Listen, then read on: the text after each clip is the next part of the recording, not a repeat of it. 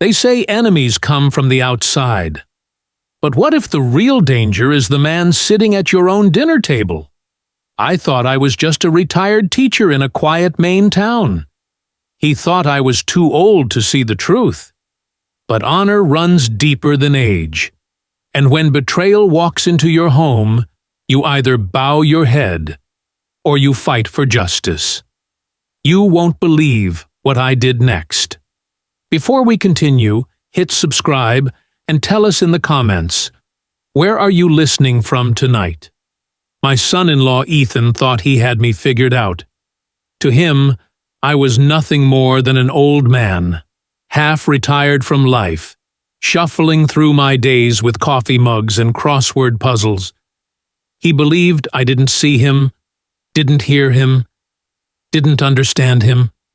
He was wrong. Dead wrong.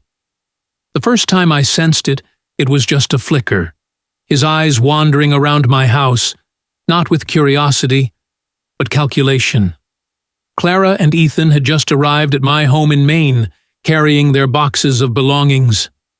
Clara hugged me tight, her voice warm but tired. "Dad, thank you. Just until we get back on our feet." I would have given her anything. She's my daughter, the only piece of my late wife I still have walking this earth. Ethan followed behind, his handshake firm but cold. "You've got a beautiful place here, Sam. Must be worth a lot in today's market." It was said casually, like small talk. But I've taught history for 40 years. My ear knows the tone of greed when it whispers. At first, I brushed it aside. Maybe he was nervous. Maybe I was paranoid. But then, at dinner one night, Ethan leaned forward, his fork barely moving, his smile practiced. "So, Sam, that safe you keep upstairs, what kind of lock does it have?" The fork froze in my hand. Clara nearly choked on her water. "Ethan," she snapped, "what kind of question is that?" But his eyes never left mine. There was a glint in them, not curiosity, but hunger. And in that moment, something old and instinctive flared inside me. The same instinct I'd honed standing in front of classrooms full of restless teenagers, watching their eyes for the spark of mischief before trouble struck. I kept my voice even. "Haven't had to worry about locks in this town. Quiet place." Ethan smiled wider, like a predator circling prey. "Still, man living alone, house this size, valuables to protect. You never know."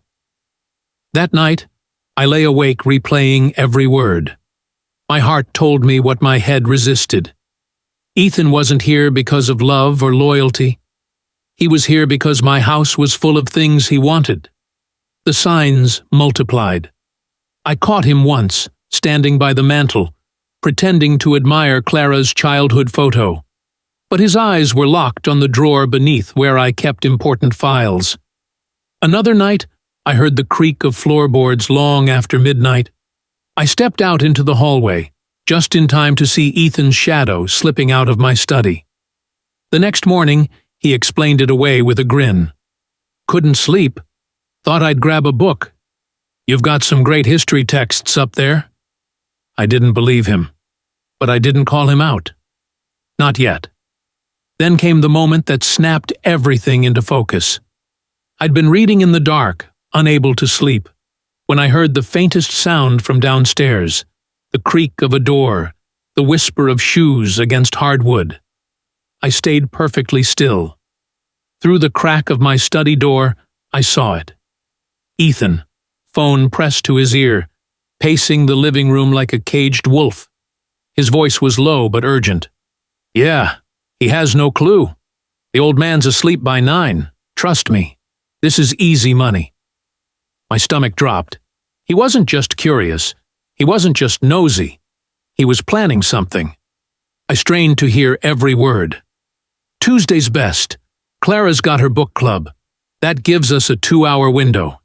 He won't even know it's gone until it's too late." I gripped the arm of my chair so hard my knuckles went white. Us? Who was he talking to? And what exactly wouldn't I know until it was too late? My pulse pounded in my ears as I realized Ethan wasn't fumbling, wasn't desperate. He was deliberate. He was orchestrating something step by step. And then, silence. His call ended. He slipped upstairs, the picture of calm. To Clara, he was the devoted husband. To me, he was a storm brewing in my own house. I sat there, alone in the shadows, my heart raging in my chest. Betrayal doesn't always come from enemies. Sometimes it comes from family, or the ones we allow into the circle of family. I should have stormed into his room that night, ripped the truth from him. But years of teaching taught me patience. When you catch a student cheating, you don't explode right away. You wait. You gather proof. You let them believe they've gotten away with it. And then, when the evidence is undeniable, you strike. So I waited. But my eyes were sharper. My ears tuned to every sound in the house. The next day, over breakfast, I studied Ethan carefully. Clara chatted about the local farmer's market, but Ethan barely touched his food. His gaze flicked to me, then to the staircase leading up to my study. "You sleep well last night, Sam?" he asked casually.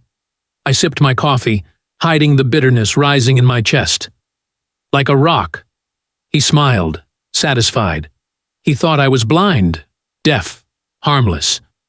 But inside, I felt a fire I hadn't felt in years. He was planning something. And whatever it was, he thought I'd never see it coming. He was wrong. He didn't know that for decades I'd studied the patterns of men, kings, tyrants, traitors. I knew how to read ambition in their eyes, desperation in their voices. Ethan wasn't the first man blinded by greed. And he wouldn't be the first to fall because of it. That night, I stood by the window, watching the tide roll in against the Maine coast, my reflection faint in the glass. My daughter was asleep down the hall, trusting the man beside her, blind to the wolf lying in her bed. My jaw tightened. I wasn't going to let this house, our home, be torn apart by his schemes. Ethan thought he was in control. But the truth? The game had already shifted, because from that moment on, I wasn't just an old man waiting to be fooled. I was watching, listening, planning. And when the time came, I would be ready. Suspicion is a seed that once planted, never dies. After that night when I overheard Ethan whispering on the phone, I couldn't look at him the same way. Every smile he threw at Clara felt staged. Every word he aimed at me sounded like a test. He began disappearing for hours, always with that empty briefcase. Clara thought he was job hunting. I checked. There were no interviews, no openings. He wasn't searching for work. He was searching for a way out of his debts. I didn't have to imagine long. One morning, while helping Clara with laundry, I found a casino slip crumpled in Ethan's jacket. At the bottom was a number scrawled in red, $15,000. My chest tightened. Gambling. Debt. It explained the lies, the tension, the desperation I saw in his eyes. I told myself maybe he'd come clean. Maybe he'd ask for help. But that hope evaporated 2 nights later. I sat in my study, lamp dimmed, pretending to doze. The floor creaked. My door eased open. Ethan slipped inside. His movements were precise, rehearsed. He went straight to my filing cabinet, rifling through folders like a man who already knew what he wanted. My will, my bank records, insurance policies, not books, not curiosity, evidence of my life, my worth, my assets. I shifted in my chair just enough for the wood to groan. He froze, shoved the files back, and bolted like a rat caught in the pantry. The next morning over breakfast, I asked casually, "Heard someone in my study last night. That you?" He didn't even flinch. Couldn't sleep. Thought I'd grab a book. A book. Right. That was the last piece I needed. The whispers in my chest were now a roar, Ethan wasn't fumbling. He was hunting. I needed his own words. Proof. So I went back to an old trick I'd once used teaching, rigging a recorder to catch what people didn't want heard. I hid the device near the living room vent, the one that carried sound upstairs. That night, while Clara slept, I listened. His voice came through, low, urgent, stripped of all charm. "Tuesday night," Ethan said. "She'll be at book club. 2 hours, no interruptions. The safe will be mine." Then a pause. Another voice, faint but sharp. "Don't screw this up. They want their money." Ethan's reply was desperate, almost pleading. "I won't. Once I have the cash, I'm clear. The old man won't even know until it's too late." The old man. Me. My hand clenched so hard, the pen I held snapped in two. This wasn't just snooping. This was theft, planned down to the minute. Later that night, I checked the study myself. The spare safe key I'd taped under the desk years ago. Gone. My heart sank. He already had it. The game had shifted. No more whispers, no more doubts. He wasn't guessing. He was ready.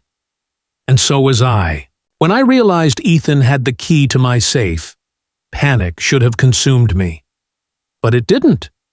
What hit me was something sharper, heavier. The knowledge that if I made one wrong move, I wouldn't just lose money. I'd lose Clara. That fear haunted me more than Ethan's betrayal. What if I accused him too early and she defended him? What if she looked at me with pity in her eyes, the way people look at an old man slipping into paranoia? If that happened, it wouldn't matter how guilty Ethan was. I'd lose her trust. And without her trust, I'd lose everything. So I prepared, slowly, methodically, the way I had prepared for every exam, every lecture, every lesson I ever taught. Except this time, the lesson wasn't for restless teenagers. It was for a man who thought he was clever. I drove 2 towns over to buy what I needed. A hidden camera shaped like an alarm clock. Motion activated, night vision, perfect. I paid cash, hid the box under rags in my trunk, and rehearsed my story if Ethan asked where I'd been. A teacher learns to cover tracks. Back home, Clara was baking muffins, the scent of cinnamon filling the air. She hummed softly, the same way her mother used to when life was simple. She had no idea her husband was planning to rob me blind. She looked happy, and for a moment I almost faltered. Maybe I should spare her this pain. Maybe I should let the storm fall on me alone. But then Ethan walked in from the backyard, phone pressed to his ear, voice low and clipped. His eyes flicked to Clara, then to me, calculating, always calculating. I knew then, if I stayed silent, he'd take everything. Not just money, her trust, her future, her sense of safety. Silence would be the true betrayal. So I went upstairs and placed the camera on the shelf, angled at the safe. Through the app, I saw the feed, crisp, merciless, ready to catch the truth. Next came the trap. My safe was strong, but with the stolen key, Ethan could bypass the lock. I needed something undeniable. So I built my own dive bomb. In my basement, surrounded by tools and dust, I pulled apart an old paint sprayer, rigging it with a spring and a pouch of permanent blue ink. One tug, and it would explode across his hands, his shirt, his face. If Clara saw him drenched in ink, standing before an open safe, even love couldn't blind her. Proof. That was the only thing that would save me. Still, doubts gnawed at me. What if he managed to twist the story? What if Clara thought I'd staged everything, that I was the manipulator? My biggest enemy wasn't just Ethan. It was the shadow of doubt in my daughter's heart. That night, I began the performance. I rubbed my temples at dinner, yawned too much, pretended the new sleeping pills made me heavy. Clara worried, But Ethan's eyes gleamed. He thought he had his opening. Later, while Clara washed dishes, Ethan leaned against the counter, casual. "You sleep heavy with those pills, Sam?" I nodded, feigning weakness. "Like the dead." His grin was small, but I caught it. That was the moment he decided. He thought I was drifting into senility. He thought I'd be too weak to fight back. But in truth, I was tightening the noose. The next 2 days crawled like years. Ethan grew restless, pacing, checking his watch, tapping his fingers like a man who knew salvation was near. Every glance toward my study was a dagger in my gut. But I held steady. Patience. Proof. Monday night, Clara mentioned her book club meeting. Ethan's pupils widened. He tried to hide it, but I saw. For him, Tuesday wasn't just another night. It was his golden hour. And for me, it was Judgment Day. That evening, after Clara went to bed, I called Frank, an old friend, retired police chief. "Keep your phone close tomorrow," I said. "If I call, don't ask questions. Just come." He paused, his voice firm. "Sam, you sound like a man setting bait for a dangerous animal." "I am," I said quietly. Before hanging up, Frank added, "Be careful. You're not 30 anymore." I laughed, hollow. "No, but I've never been clearer." Tuesday arrived, cold, sharp, like the sea air was daring me to falter. Over breakfast, Clara chatted about groceries, about the librarian job she was hoping to apply for. Ethan barely ate. His knee bounced under the table, his fork scraped untouched eggs. "You've got plans today, Sam?" he asked. I met his eyes. "Maybe the bank." His jaw twitched. He looked away. By evening, Clara kissed my cheek, heading out with her tote. Ethan waved cheerfully, watching her taillights fade into the night.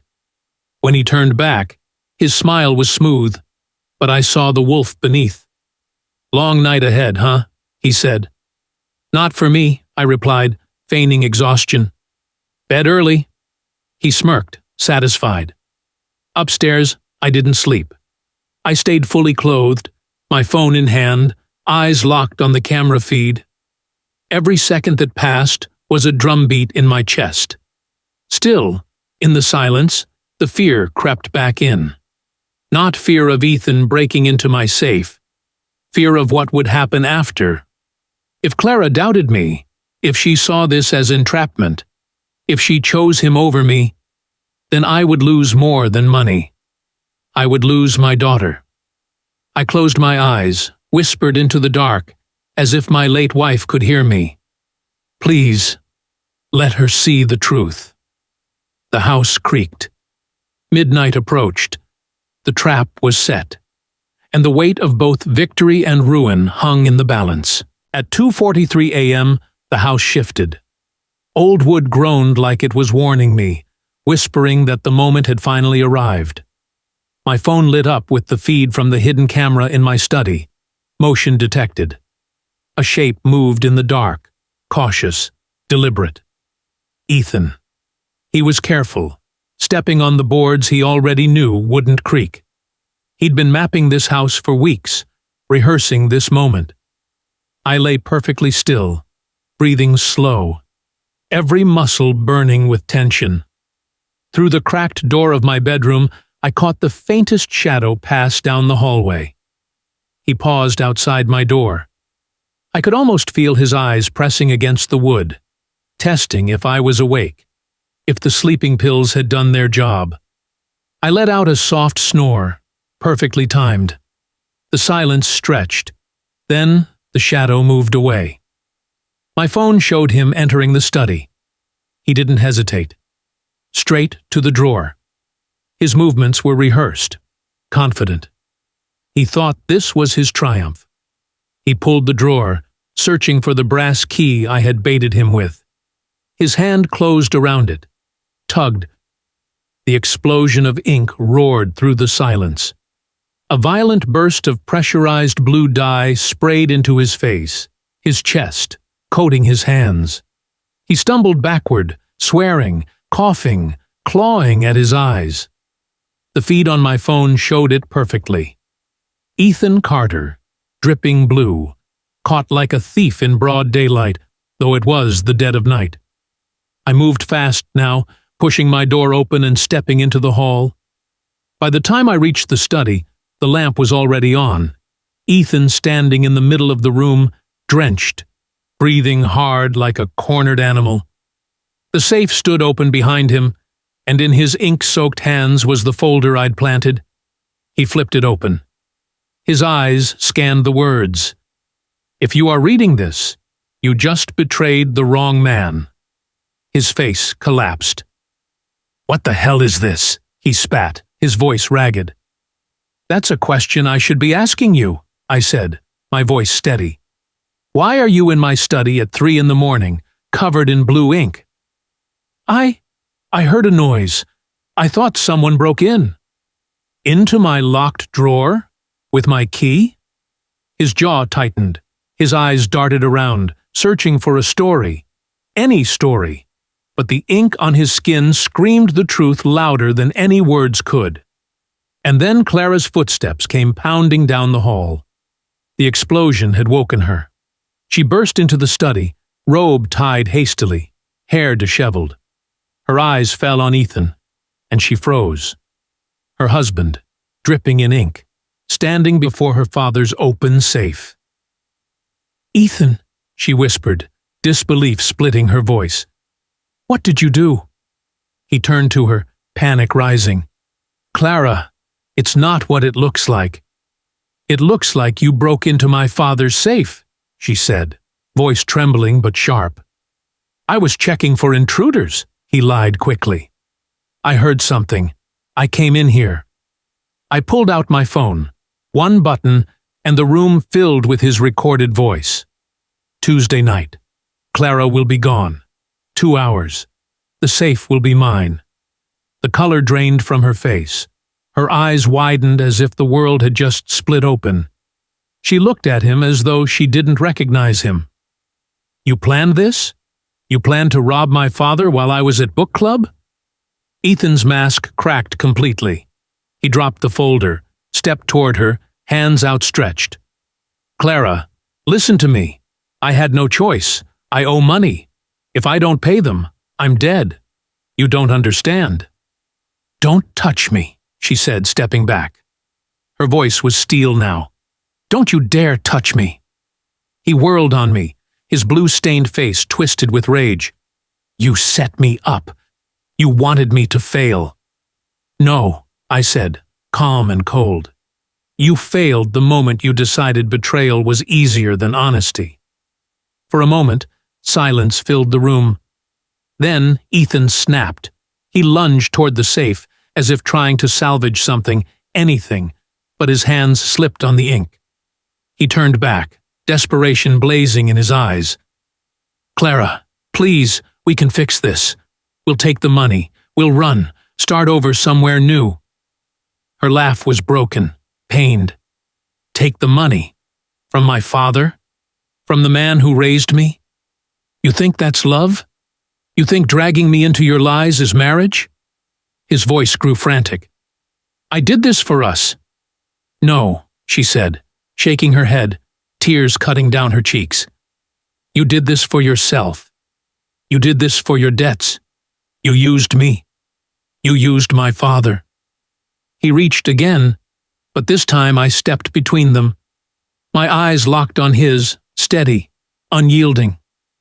"You thought I was an old fool. But you forgot I've been reading men like you my whole life. You wanted to play predator in my house? You picked the wrong prey." His shoulders sagged. His chest heaved. For the first time, he looked small. Pathetic. Blue ink dripped onto the carpet, each drop a stain he could never wash out. Behind me, Clara's voice hardened. "Pack your things, Ethan. Tonight. You're done." He stared at her, at me, at the ruined mess he'd become. Then his mouth twisted, ugly. "This isn't over. You'll regret this." "Get out," I said, my voice cutting the air like a blade. For a moment, he looked like he might fight, might push back. But then his eyes flicked to the camera on the shelf, the tiny red light blinking, capturing every second. The game was over, and he knew it. He stormed past us, trailing blue across the floor. The sound of him ransacking the guest room filled the silence, then the slam of the front door shook the walls. Clara crumpled into a chair, sobbing, her body shaking. I placed a hand on her shoulder, steady, grounding her. She looked up at me through tears. "Dad, I didn't see it. I let him in. I brought him here. I'm so sorry." "You don't have to be sorry," I told her. "You trusted him. That's not a weakness. That's love. The weakness was his, the moment he betrayed it." She clung to my hand, her tears falling onto my skin. The study smelled of ink and betrayal, but under it all was something else. The truth, finally unmasked. The storm had broken. The lies were over.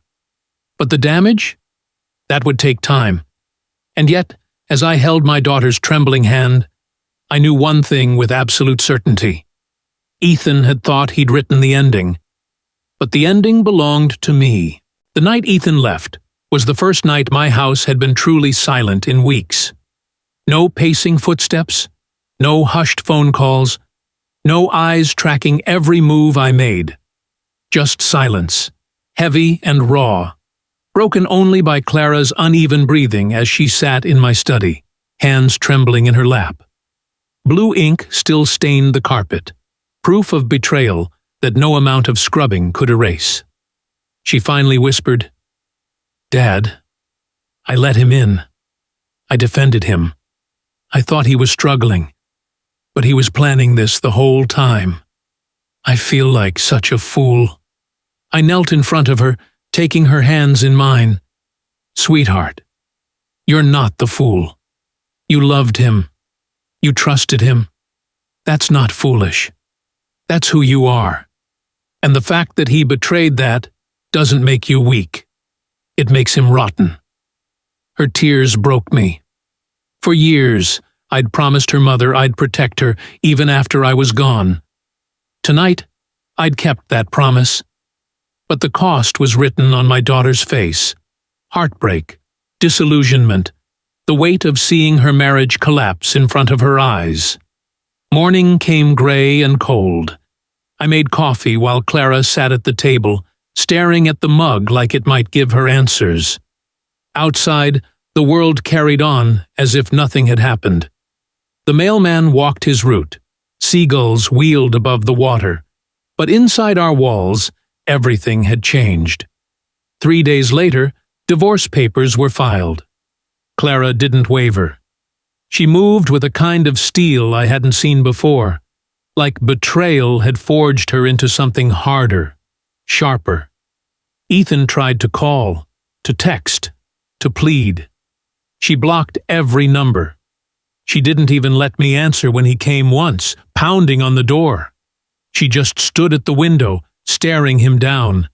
And when he realized she was done, he left for good. But ending a marriage in a small Maine town isn't something you do quietly. Word spread faster than tidewater. At the grocery store, women leaned close, whispering to one another as Clara passed. At church, a friend squeezed her hand and murmured, "We all warned you about him." On the sidewalk, Mrs. Pierce shook her head and said, "Such a shame, dear. Such a shame." For a while, Clara came home drained, her shoulders tight with the weight of their stares. "They all look at me like I should have known," she said one evening, slumping into the armchair. "Like I was blind, like I let him in, and that makes me guilty too." I sat beside her. Let them look. Let them whisper. What matters isn't their judgment. It's that you saw the truth when it mattered most. You walked away. That takes more strength than they'll ever know. She absorbed my words slowly, and over time, I watched her spine straighten, her gaze sharpen. She no longer ducked her head in the grocery store. She met whispers with steady eyes. One day, she came home from the library and told me, "A woman asked me how I moved on so fast. You know what I said? I told her, because my father taught me you don't live in the wreckage. You rebuild." That was the moment I realized she wasn't just surviving anymore. She was growing. Clara found joy in her new job at the library. She threw herself into it, cataloging, organizing, helping children find books that made their eyes light up. For the first time since she'd married Ethan, I saw her laugh freely again. She started hosting small community events in my living room. Neighbors gathered for tea, kids sprawled on the rug with picture books, the air full of warmth instead of suspicion. And me? I discovered that my traps had made me something of a local legend. Word got around. The old man who caught his son-in-law red-handed with a homemade ink bomb. People laughed about it at the diner. Mrs. Turner down the street asked me to install a similar trick in her sewing room. A few fathers asked me to teach their boys how to rig security traps as science experiments.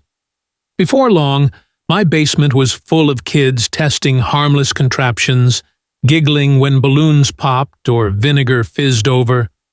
For years, I'd missed teaching. Suddenly, I had students again. One evening, Clara came home late, her eyes tired but glowing. She dropped her bag on the counter, hugged me from behind, and whispered, "I never realized how safe this house makes me feel. Thank you, Dad." I held her hands, steady as ever. This house isn't safe because of locks or traps. It's safe because we don't lie here. Truth is what makes a home safe. She smiled through tears. That was the moment I knew she was healing. Still, late at night, when the house was quiet, I'd replay everything in my mind. Ethan's smirk at dinner, his voice through the vent plotting my downfall, the blue ink staining his hands as his lies unraveled. And I realized something important. He hadn't just underestimated me. He'd underestimated all of us. He believed trust was weakness, that love was a blind spot.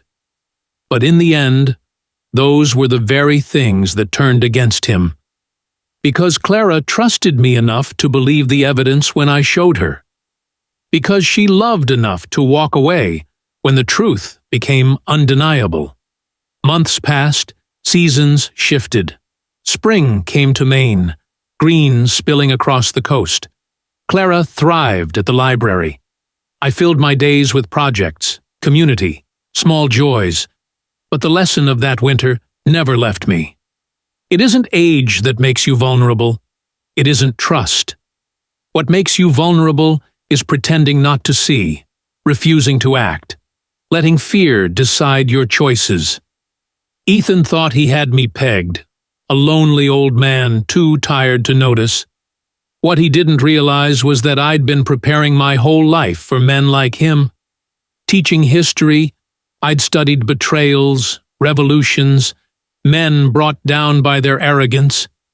And when Ethan stepped into my house with greed in his eyes, I recognized the pattern.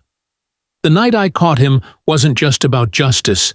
It was about legacy, about showing my daughter that when life betrays you, you don't crumble. You fight. You protect. You survive. The ink stain never fully came out of the carpet in my study. Clara once offered to replace it, but I told her no. I wanted it there. A reminder. Not of him, but of us. Of the night we stood side by side, father and daughter, and refused to be broken. Sometimes justice doesn't come in a courtroom. Sometimes it comes in the quiet strength of a house that refuses to be taken. Sometimes it comes in blue ink, dripping down the face of a man who thought he could steal what wasn't his. Ethan thought I was an old fool. But the truth is simple. Fools don't survive. I did. Clara did. And when the smoke cleared, when the lies collapsed, what remained was stronger than ever. In the end, he walked out into the night-stained, disgraced, carrying nothing but debt and regret. And I stood in my home, beside my daughter, holding on to the one thing he could never steal from us: trust. In the end, it wasn't about a safe or the money inside it. It was about trust, about what we choose to protect and what we're willing to sacrifice to keep our families whole. Sometimes betrayal comes from the people closest to us, but sometimes strength does too. Strength to see clearly, strength to stand firm, strength to choose justice, even when it hurts. I learned that night that honor isn't something written in history books. It's built in the quiet choices we make every day. And it's passed down, not in wealth, but in the way we love, the way we protect, the way we stand tall when the world tries to bend us. If you take anything from my story, let it be this: age doesn't make you weak. Trust doesn't make you blind. And standing for what's right is never wasted. If this story touched you, subscribe to the channel, like, and share it with someone who might need to hear it. And let us know in the comments, what would you fight to protect in your own life?